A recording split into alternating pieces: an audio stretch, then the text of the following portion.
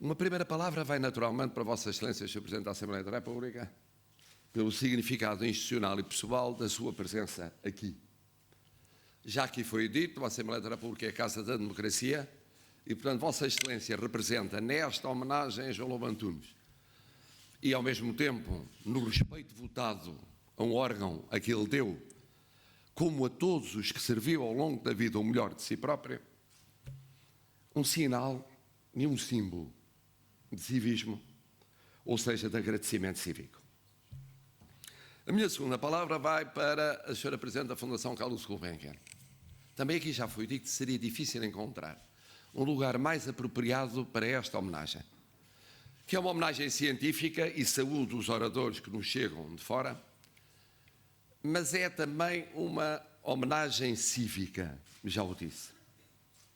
A Fundação Carlos Gulbenkian é devedora a João Lobo Antunes de tantos e tão prestimosos serviços, que ele fazia, aliás, com dedicação e devoção e prazer espiritual, no domínio da ciência, no domínio da medicina, no domínio da educação, no domínio da universidade, no domínio das políticas públicas.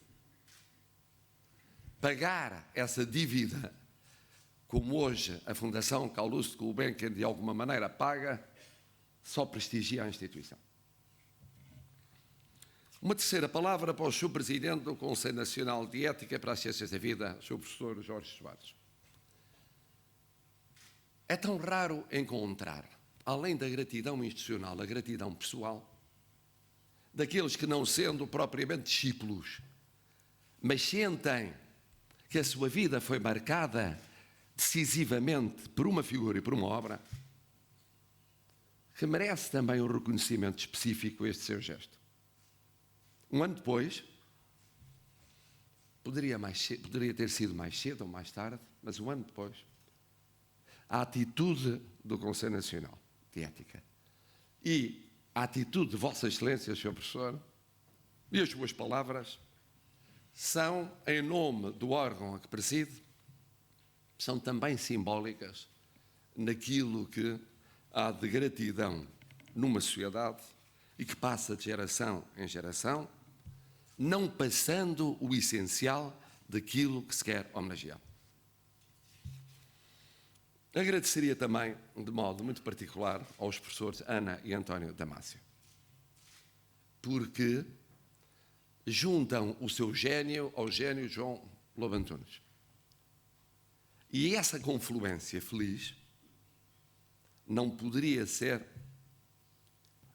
um modo mais impressivo de homenagear uma figura que está sempre no nosso pensamento e no nosso coração, no plano científico, com uma dimensão ecuménica e universal. Excelências, minhas senhoras e meus senhores, eu tive a oportunidade de homenagear João Lobo Antunes em vida, várias vezes.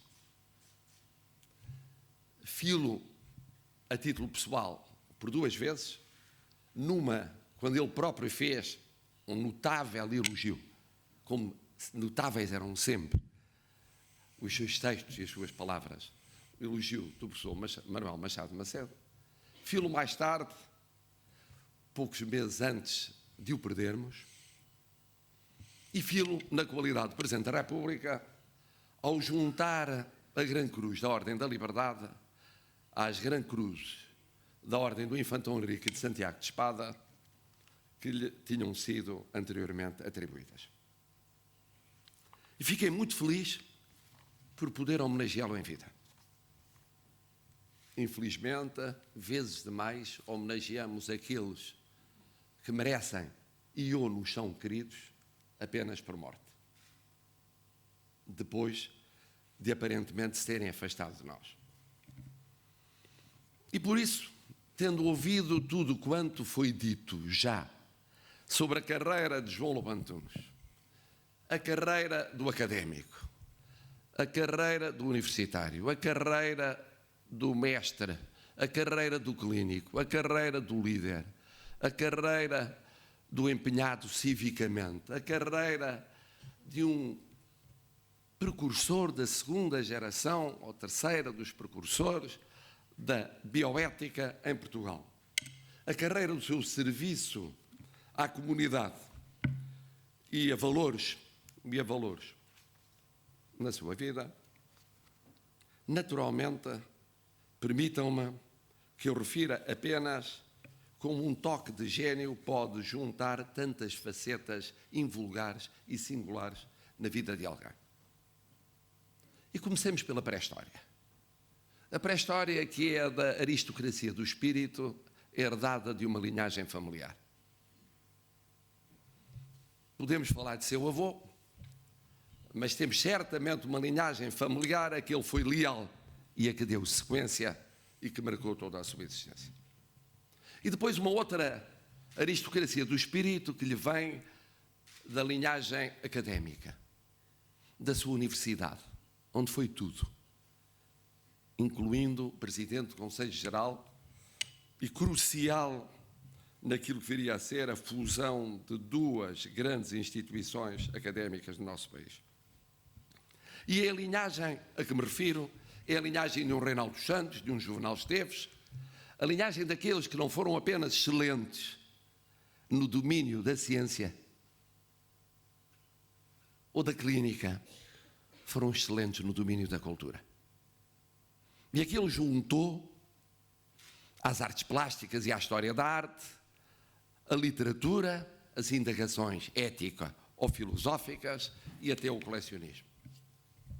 Mas depois, passando para a história, como esquecer aquela criança ou aquele jovem que desde sempre se afirmou por aliar uma inteligência única a uma capacidade de trabalho, a um rigor e uma autodisciplina sem limites. E uma inteligência multifacetada, porque feita da abstração e do concreto, que raro que é. A inteligência da abstração e a inteligência do concreto nas áreas ou domínios que versava.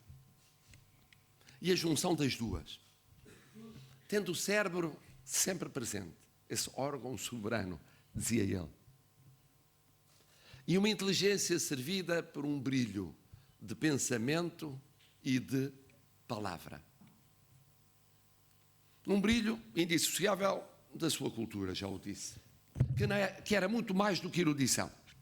Porque era leitura, era aprofundamento, era densificação, era elaboração própria e era partilha comunitária. Foi assim sempre, do primeiro ao último minuto da sua vida. Era um homem culto, num tempo em que não há muitos homens e muitas mulheres tão cultas como ele foi. E de uma cultura que gostava de partilhar, com uma humildade escondida por trás de uma timidez que o fazia aparecer distante, sendo certo que era um sábio que sabia que o era, mas que vivia essa sua ciência com uma timidez e uma humildade que colocou também ao serviço comunitário. E daí a sua humildade cívica, sempre pronto para servir onde fosse necessário.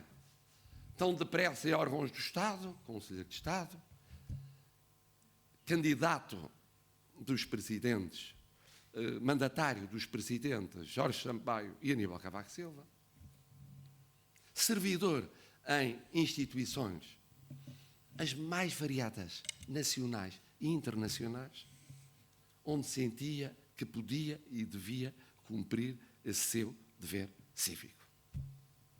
Lá estava, disponível, discreto, brilhante, eficiente, sensato, mas humilde. E depois um humanista. Humanista porque para ele a pessoa era a medida de todas as coisas. Mas para além do humanismo, o que verdadeiramente criava ao mesmo tempo uma perplexidade, uma confusão e uma admiração incontida naqueles com ele privavam, era a sua humanidade. Pode ser-se humanista sem ser humano. E ele era humanista e humano. E podia não ser Tal a excelência do mestre no ensino e do mestre na sua aplicação à vida coletiva. E ele definia essa humanidade, aqui o disse o seu professor Jorge Soares, através da compaixão.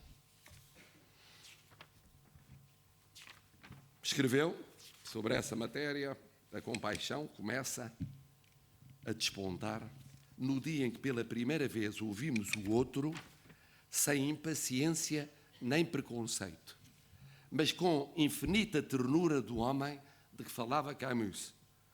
Ou seja, como se estivéssemos a ouvir a voz com que falamos a nós próprios. Ele podia dispensar-se da compaixão.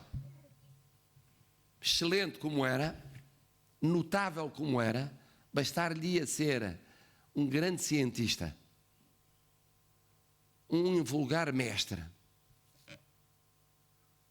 para estar dispensado da compaixão. E, no entanto, percebia que essa dimensão da vida é mais importante do que a inteligência, o brilho fulgurante, a capacidade de criar e de recriar, na academia como fora dela. E foi assim a sua vida. Foi uma vida vivida com excelência e compaixão. E o toque de gênio residiu na forma como juntou todos estes talentos e como os soube colocar ao serviço dos outros. Algures escreveu em 2001: quando olho para a minha vida, diria que o futuro sempre me aconteceu e eu não dei por isso. Nunca tive uma meta. Portanto, quando dava por isso, o futuro já cá estava. De maneira que estou tranquilo. Queria ter uns anos mais.